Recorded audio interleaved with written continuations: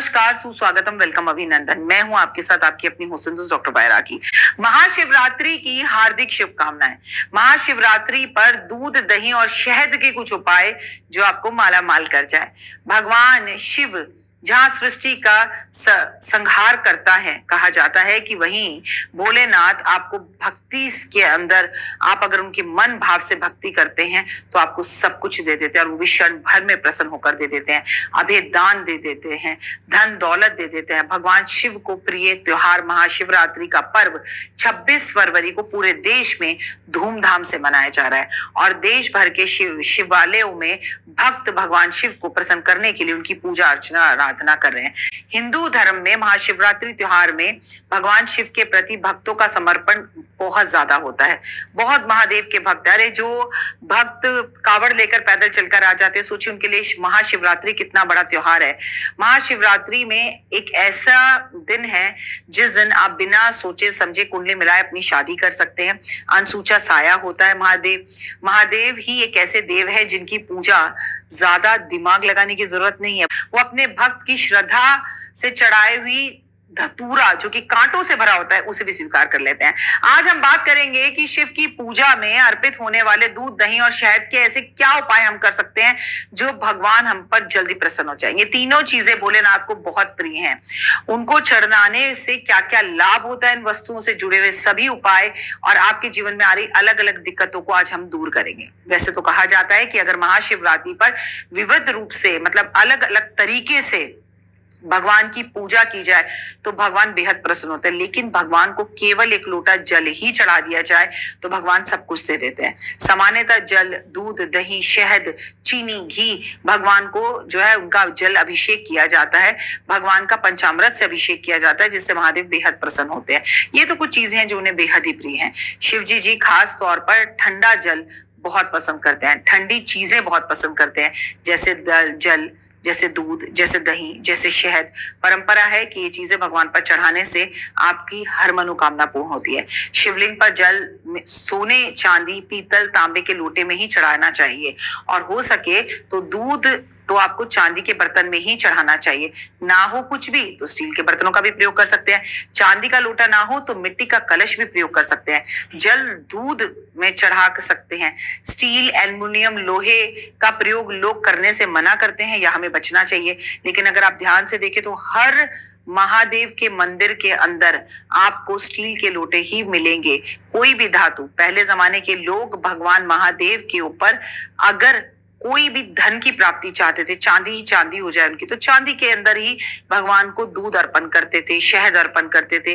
लेकिन अगर वो राजा होते थे और उन्हें प्रजाओं को सुख देना होता था, अपनी सीमाओं को बढ़ाना होता था, युद्ध में जीतना होता था, तो वो सोने के अंदर भगवान पे ये सब चीजें अर्पण करते थे।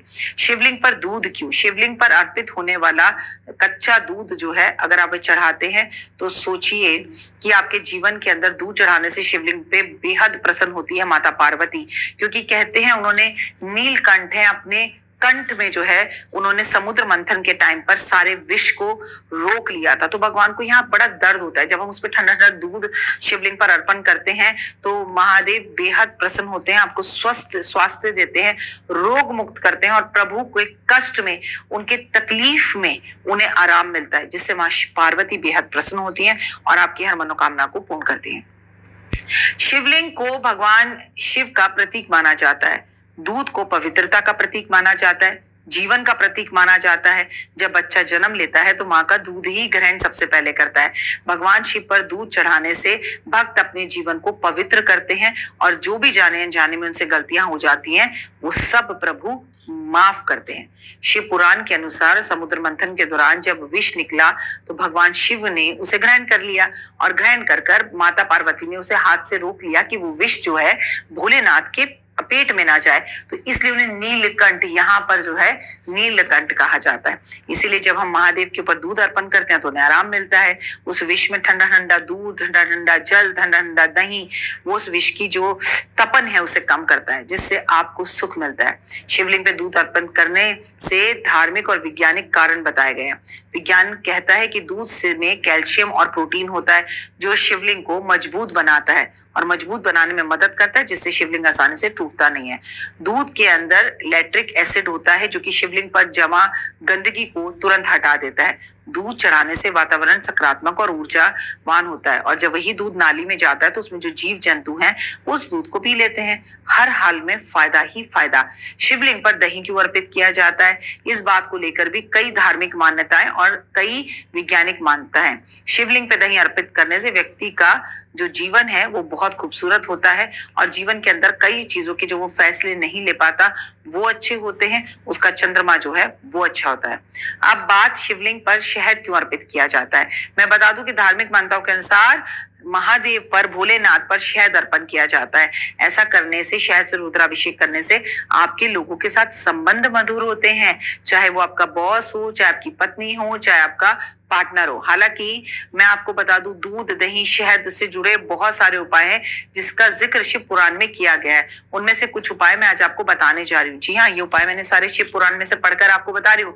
महाशिवरात्रि वाले दिन आपकी हर मनोकामना को पूर्ण करने के लिए आप भोलेनाथ के मंदिर में जरूर जाएं, चाहे एक लोटा जल लेकर ही जाएं। और सबसे पहले इस बात में दूध से जुड़े उपाय हैं जिन लोगों को करने से कुंडली ग्रह में चल रही आपकी जो चाल है चंद्रमा की, अगर वो खराब हो या विष योग हो आपकी कुंडली में तो वो सही हो जाता है, या चंद्रमा के साथ राहु बैठ के चंद्र ग्रहण दोष बना रहा हो तो वो भी सही हो जाता है।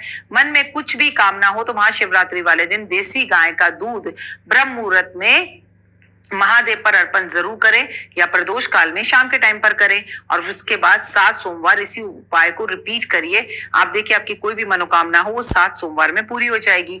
महाशिवरात्रि की रात को अगर आप भगवान चंद्रमा को दूध जो है वो अर्पण करते हैं तो इससे आपका जीवन खूबसूरत हो जाता है। मान लीजिए महाशिवरात्रि की रात आपको चंद्रमा दिखाई नहीं देता तो आप रात्रि में शिव जी पर दूध अर्पण करें चंद्रमा को याद करते हुए, तो भी आपका चंद्रमा कुंडली में मजबूत होगा। अगर आप मिश्री से मिला हुआ दूध शिवलिंग पर अर्पण करते हैं तो व्यक्ति को हर पापों से मुक्ति मिल जाती है, बच्चों का दिमाग तेज हो जाता है और उनका मन पढ़ाई के अंदर लगना शुरू हो जाता है। महाशिवरात्रि वाले दिन दूध का एक प्रयोग जरूर करें।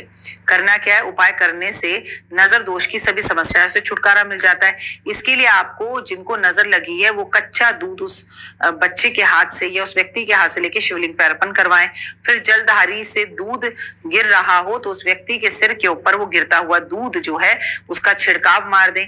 ऐसा करने से उस व्यक्ति के ऊपर जितनी भी हारी बीमारी और नजर लगी है वो दूर हो जाएगी। छोटे छोटे बच्चों में दूध गर्म करके शिवरात्रि वाले दिन रात को बांटें जो मंदिर के बाहर बैठे रहते हैं, और उन्हें पिलाने के लिए उन्हें पिलाएं। इससे भी महादेव बहुत प्रसन्न होंगे। लेकिन कई एस्ट्रोलॉजर और कई लोग आपको ज्ञान देते हुए देखेंगे कई लीटर दूध नालियों में बह जाएगा। अरे भाई, देश इतना संपन्न है, देश इतना बड़ा है कि हमारे देश की नालियों में भी दूध बहता है। इसे पॉजिटिव होकर क्यों नहीं लेते। आप लोगों के ज्ञान की बात ना करें कि इतना सा दूध अर्पण कर दे और बाकी मंदिर के बाहर लोगों को बांट दे। जी नहीं, आप प्रॉपर 1 लोटा 1 किलो दूध भगवान पर अर्पण करें, और आप बाद में चाहे किसी छोटे से बच्चे को 1 गिलास दूध लेकर भी बांट दीजिए, पिला दीजिए। लेकिन जब भी हिंदू धर्म और की मान्यता आती है तो दूध को हम महादेव पर अर्पण कर कर बर्बाद करेंगे, ऐसी हमारी औकात ही नहीं है। ये सब कुछ सृष्टि के पालन करता, हारता, इस सृष्टि को जन्म देने वाले महादेव हैं। हम सब उनकी संतान हैं, और अपने प्रभु को, अपने भगवान को प्रसन्न करने के लिए, और उनके ये जो कष्ट भरे दर्द तकलीफ जो वो समुद्र मंथन में जो विष निकला उसे उन्होंने ग्रहण किया। देखिए, देवी देवता जो है अमृत ले गए, विष्णु भगवान लक्ष्मी ले गए, साथ में शंख ले गए, ठीक है, सब अपना अपना ले गए, लेकिन सिर्फ महादेव हैं जो आपके कष्ट और तकलीफों को दूर करते हैं। आप कितनी भी बड़ी कष्ट और तकलीफ में क्यों ना हो, अगर आप महादेव की शरण में हैं तो आपका कोई बाल भी बांका नहीं कर सकता। ये मैं लिख कर देती हूँ। फिलहाल दीजिए इजाजत। नमस्कार, जय माता।